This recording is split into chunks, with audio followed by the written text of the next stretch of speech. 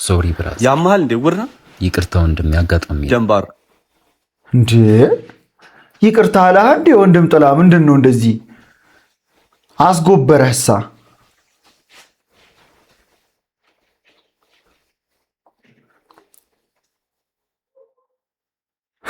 ሊያቀናብርህ ነው በቃ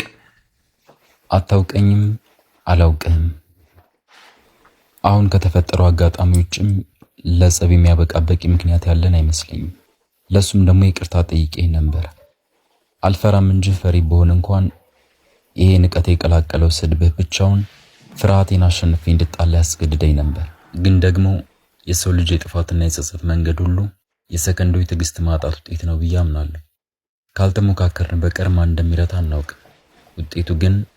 ከእስር ቤት ወይም ከሆስፒታል አያልፍም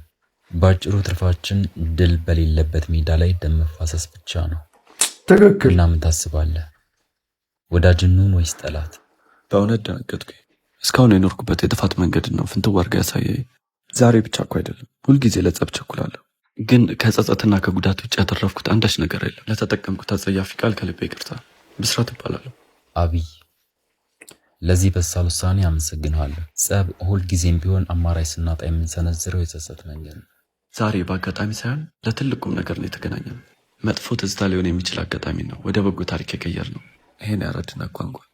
ካንተ ገና ብዙ ማራለሁ ስልክ ብንለዋወጥ ደስ ይለኛል አረ ምን አይነት ጅልስና ነው የእውነት በቃ ይሄ እኮ ነው እርድና ግን እርድና ማለት ይሄ እኮ ነው ዝም ብሎ ጉፍ ማለት ምንም ትርፍ የለውም በቃ አሪፍ ትምህርት እንደዚህ ደግሞ ንግግራችሁ አፈወርቅ የሆናችሁ ሰዎች አሁን እናንተንም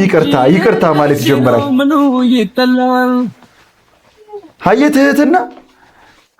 ለትንሽ ሰከንድ ያጣናት ትዕግስታችን ናት እስር ቤት ሆስፒታል የምትገለን ራሱ እሷ ናት በቃ ትዕግስተኛ ሆነን ትናንሽ መስለው ህይወታችንን የሚያበላሹ ነገሮችን ካላሳለፍን በቀር የምናስብበት ደረጃ ላይ ሁላ ላንቀመጥ እንችላለን